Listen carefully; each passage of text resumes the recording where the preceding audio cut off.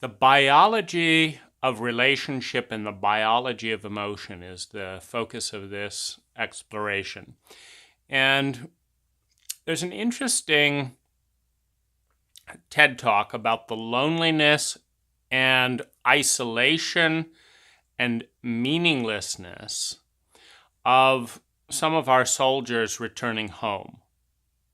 Because out in the battlefield, they've developed deep biological relationships. Now, the first beginning of this comes in training, where the need for support, the need to cooperate, the need to give each other cues is so strong, particularly in an intense boot camp, that if you do not participate as a team and as a unit, everyone suffers. And in this initial stages, self-centered narcissistic people are isolated until they learn to engage with the team. This is the first biological thing, and this is deep exertion. What they're building is biological relationships. Now, statistically speaking, John Gottman, who studies some of this area in romantic relationships, statistically speaking, if you meet a stranger on the middle of a suspension bridge, you've got a one person thing, so you have to move out of the way, and you meet someone on a suspension bridge, there is a statistically significant higher probability that the adrenaline, that the newness, that the vitality of presence induced by that suspension bridge will translate into elevated feelings of romance, which will translate into a higher sense of attraction, which will be projected onto, isn't this person amazing? And you meet the same person at Safeway, and that doesn't happen. The biology of connection does not occur. Now, we are pack mammals, 100,000 years out of the tree. Our biology is millions of years old. And the formation of partnering and making an integration, the integration of a thought, you're my friend, and actually feeling that I care enough about you that I'd be willing to die for you. Now, this is very interesting because the demographic of young men going into the military are, 20% of Americans have mental emotional diseases. Males are among the most unhealthy group in terms of empathic connections because of the chauvinism of the culture. They're in a traumatic age, which makes people very narcissistic. The bigger the trauma, the bigger the self-absorption. Learning about adulthood, it's a traumatic experience. And so this is a demographic that is ripe for isolation, self-centeredness, protections, and masks. So to take these men, and now women, and turn them into, intensely loyal, biologically cohesive units that sense one another, that respond to one another, that would be willing to die to rescue the other, to protect the other, to a one. And this is the interesting thing. It's like, why would you do it?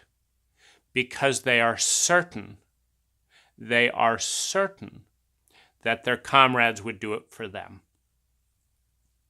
Now, Maslow, in his work on the hierarchy of human needs, survival, security, love, and belonging, talked about the fact that it is a need to belong.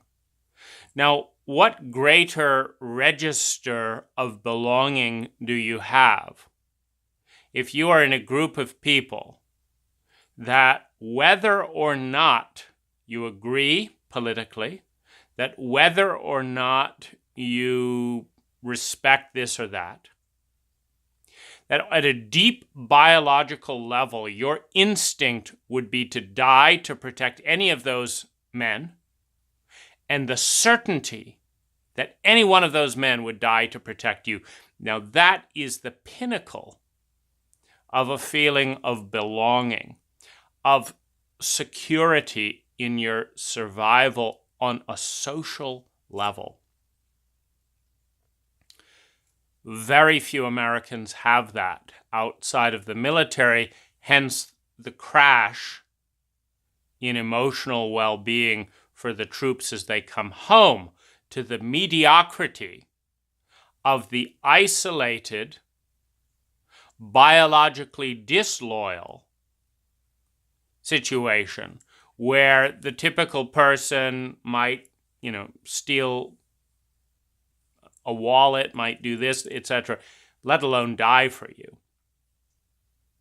But my point is that it is not the fact that this or that young man going into the military is special that creates this willingness to die for another human being. It is the biology of intensity. It is the witnessing. It is the biology of witnessing. When you see someone weep because they don't have a mansion to do their weeping in private, you develop mirror neuron connections with their weeping. When you see someone's lust because they can't be off in an office masturbating to porn, they're talking about it with you. You have a biological link through the mirror neurons of understanding that need and that it's shared. Every single intense emotion that is shared in proximity, including the accomplishment of a platoon, the accomplishment of a shared effort. Gottman studies marriage projects. And if a couple succeeds at doing something a little bit difficult together, the odds of their marriage goes up because the biology of that success, the biology of stress, vulnerability together, and accomplishment together dictates that you are going to have a certain mix of chemicals that makes your partner seem more beautiful than they did before you succeeded at doing that together. And it is that feeling that I'm lucky to be married with this person, biologically based, that leads to successful, enduring marriages, which in turn lead to longer life, which in turn leads to greater sense of belonging, which means in Maslow's hierarchy of needs, you don't start moving towards esteem, self-actualization, true contribution to the culture until you meet that deep sense of belonging. And there are many people in a culture where the opposite of that heat in the military is ennobled. What is the expression? Being cool.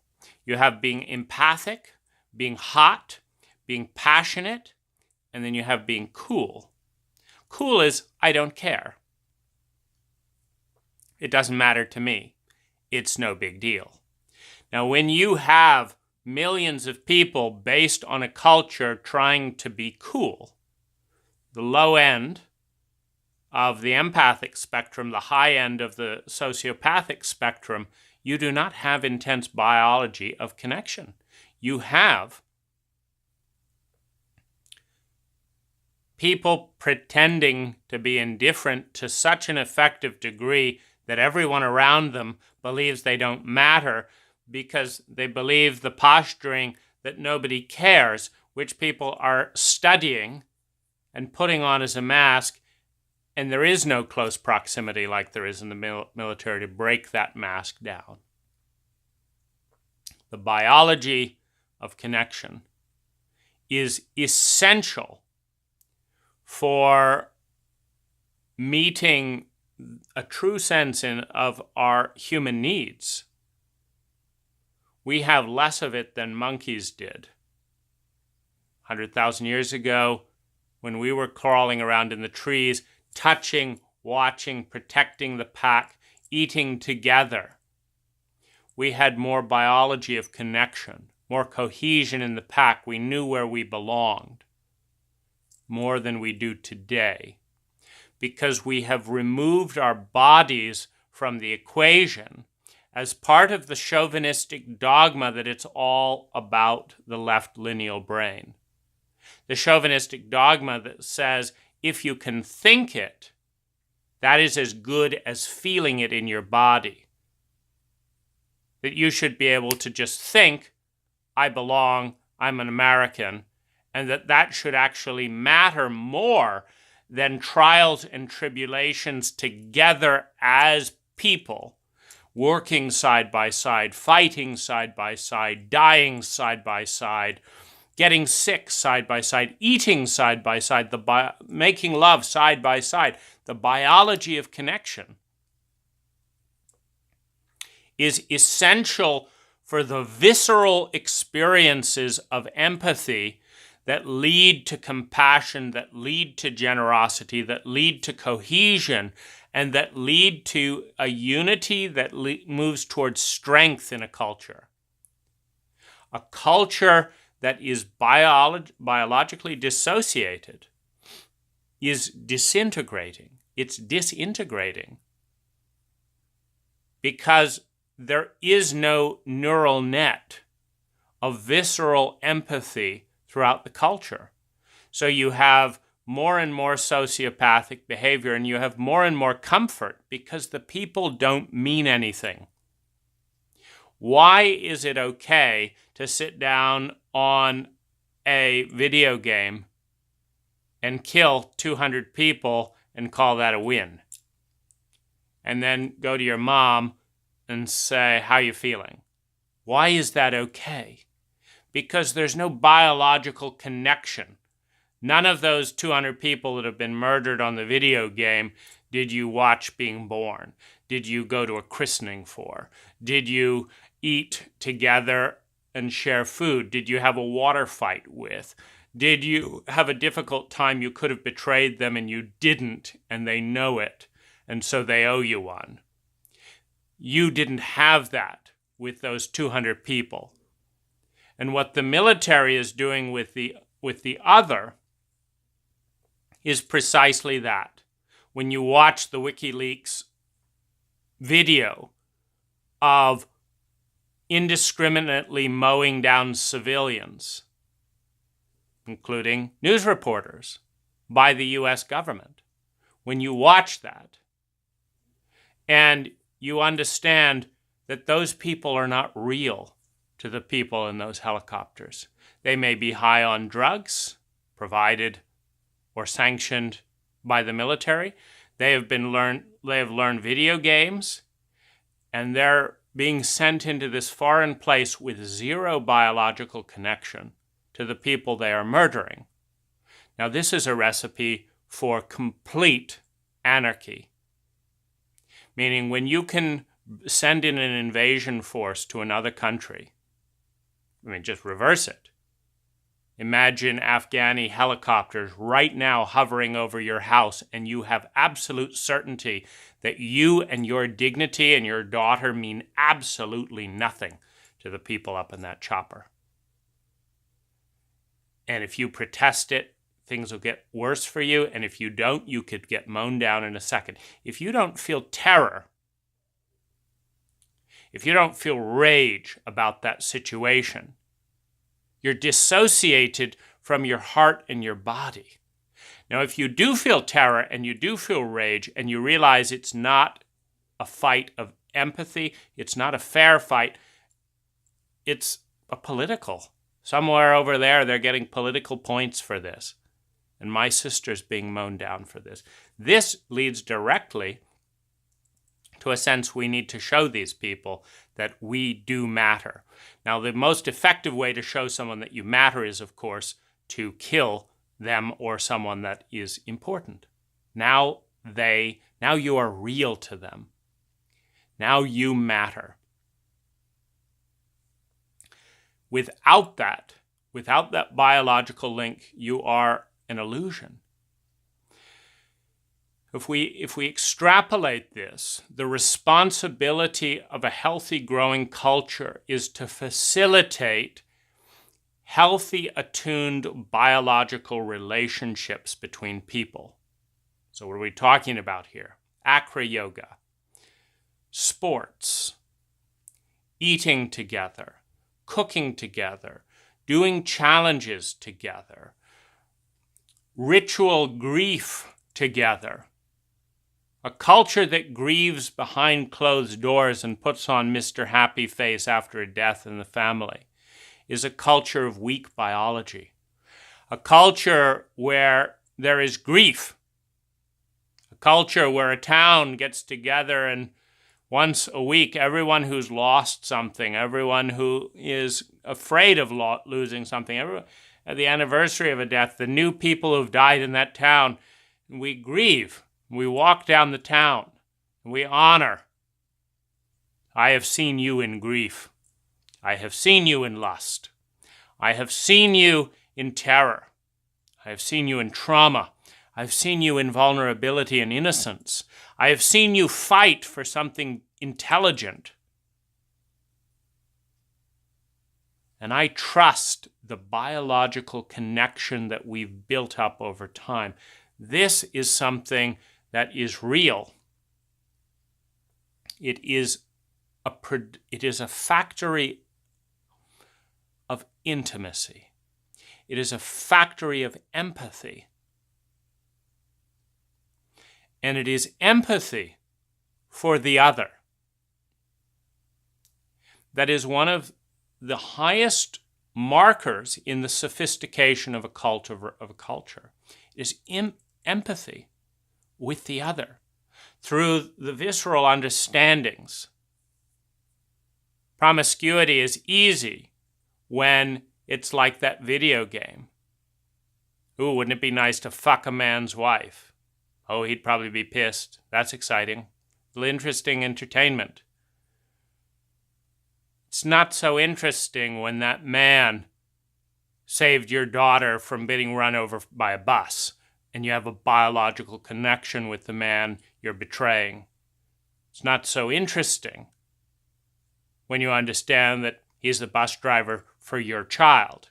It's not so interesting when you realize that you're going to listen to his rage and that so are the people in this village.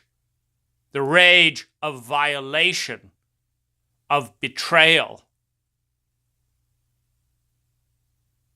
of dishonoring the connection between us. When there is no connection, something like this is in a sociopathic area of the brain, an unconnected area of the brain. An enormous damage is done, and nobody sees the damage. And so it feels okay because the anesthetics of distant biological relationships are exactly like that military helicopter mowing down a Reuters reporter. You mean nothing to me. I mean everything. And so I'm going to mow you down. There is an enormous swell of anger, hurt, and rage that is building towards the United States in response to its terror, which is presented as a war on terror. You see, you cannot create a healing of terror by terrorizing the world. There is more terror in the world because 500,000 innocent Iraqis are dead than if they were not. There is more PTSD in the survivors, which means there is more terror in the children. And the children who grow up in terror, knowing that the United States indiscriminately mowed down their relatives, produces a visceral connection as they see this in their parents' eyes, in their parents' beatings, in their parents' grief. And the United States just is this dissociated bully. It creates more and more terror, more and more rage. And terror goes back and forth, because when you dishonor another group and say that they don't matter, you don't matter because there's this weird boundary. Now, I'm on this side of the boundary. I'm an American, so I matter. Now, you're on this side of the boundary. You're an Iraqi. You don't matter. You don't matter not because you're not a human being, but because you're on this side of the boundary. You don't matter because your skin is a little different.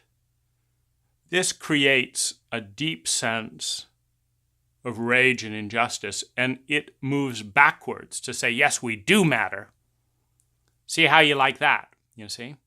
This is restoring reality. The reality is that we are connected as a species. The reality is that the planet is more healthy when we work together. But we cannot work together as long as we hang on to the dissociative delusions that we are removed simply because we have not done our work to build the emotional connections. Travel is so powerful as a biological connection because when you travel to Russia, when you travel to Iran, when you travel to different parts of the world, you realize that these are not interesting military experiments watched on CNN. These are real human beings having their lives blown up so that a dissociative president can get approval ratings. And we understand there's something wrong with that. And we feel it in our body if we've had the courage and the good fortune to be biologically connected. We feel it in our body. We respond, but we must create environments of visceral connection so that we know what that feels like, so that we're not so doped up on sugar, on coffee, on painkillers, and on myopic, repetitive work dynamics done in fear, in compulsion.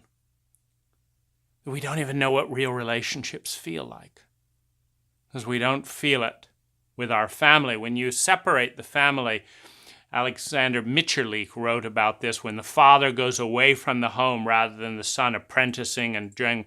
When the father goes away, the biological opening, it tears a void in the family where the son doesn't see the man's tears, the son doesn't see the man's sacrifice, the son doesn't see the man's hard work. And in the void creating, in the absence of that biological bond, paranoias that I don't matter, that I'm not important come in, that don't exist when two people work side by side and achieve something and challenge. Where do we go with this?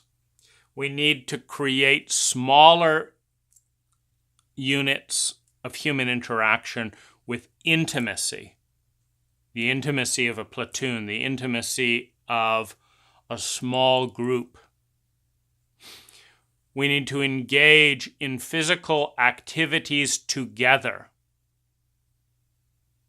This is what heals violence, by healing the sociopathic numbness that allows for violation without awareness, because we don't know, and we don't know that we don't know, and we don't understand what the difference is. We are one of the few cultures in history that can sit, and the wealthy are often the worst because they can sit in a 5,000 square foot mansion and think that it's success, that they've had nothing to do on a deep biological connection with anyone other than fulfill their various fantasies and domination and affect other people's lives with spreadsheets without spending time with the families that are suffering so that wealth could be transferred from this group of people here that need it to this group of people here that do not. The investors need money less than the employees in almost every situation.